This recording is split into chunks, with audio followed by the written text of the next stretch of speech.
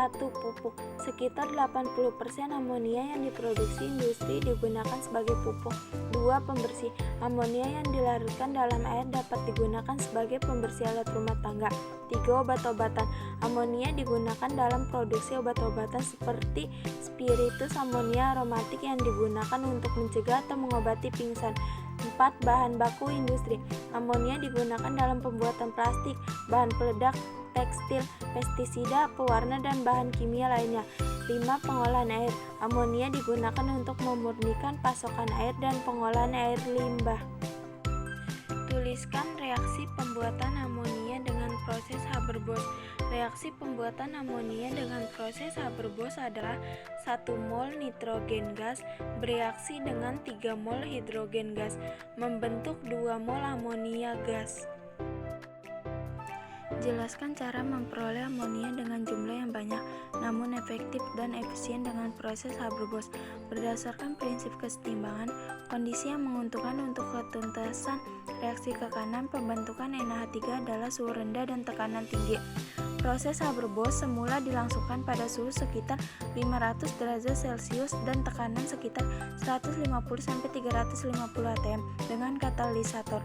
Namun seiring bertambahnya teknologi, tekanan dapat ditingkatkan mencapai 700 atm. Untuk mengurangi reaksi balik, maka amonia yang terbentuk segera dipisahkan. Mula-mula campuran gas nitrogen dan hidrogen dikompresi dan mencapai tekanan yang diinginkan. Setelah itu, campuran gas dipanaskan dalam suatu ruangan yang bersama katalisator dan akan terbentuk amonia. Sebutkan manfaat asam sulfat dalam kehidupan sehari-hari. Asam sulfat H2SO4 memiliki banyak manfaat dalam kehidupan sehari-hari, seperti untuk pembersih bahan baku industri dan bahan baku obat-obatan. Asam sulfat bersifat korosif dan berbahaya. Kerusakan pada kulit, mata, dan jaringan tubuh lainnya dapat terjadi jika terkena asam sulfat sehari-hari. Sebutkan manfaat oleum dalam kehidupan sehari-hari. 1. Pembuatan pupuk. Asam sulfat digunakan untuk mengekstrak asam fosfat dari batuan fosfat yang kemudian digunakan untuk membuat pupuk. 2. Pembuatan deterjen. Asam sulfat digunakan sebagai bahan pembuatan deterjen. 3. Pembuatan baterai. Asam sulfat digunakan sebagai bahan pembuatan baterai. 4. Pengolahan makanan. Asam sulfat digunakan untuk mengurai dinding sel sayur dan buah serta mengawetkan makanan. 5. Pengolahan limbah. Asam sulfat digunakan untuk menetralisir bahan organik dan mencegah pelepasan gas beracun. 6. Pembuatan kertas. Asam sulfat digunakan dalam proses pulus untuk membuat kertas. Tuliskan reaksi pembuatan asam sulfat dengan proses kontak. Reaksi pembuatan asam sulfat dengan proses kontak adalah 1. Sulfur dibakar dengan oksigen menjadi sulfur dioksida. Kedua, sulfur dioksida direaksikan dengan oksigen menjadi sulfur trioksida.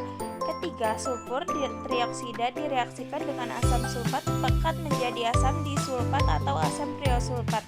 Keempat, asam pirosulfat dilarutkan dalam air menjadi asam sulfat.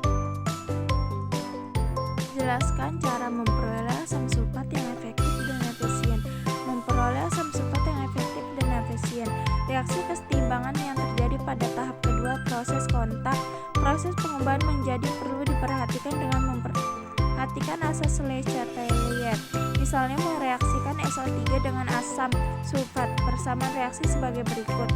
Proses keempat yaitu mengkonversikan menjadi asam sulfat. Persamaan reaksi sebagai berikut.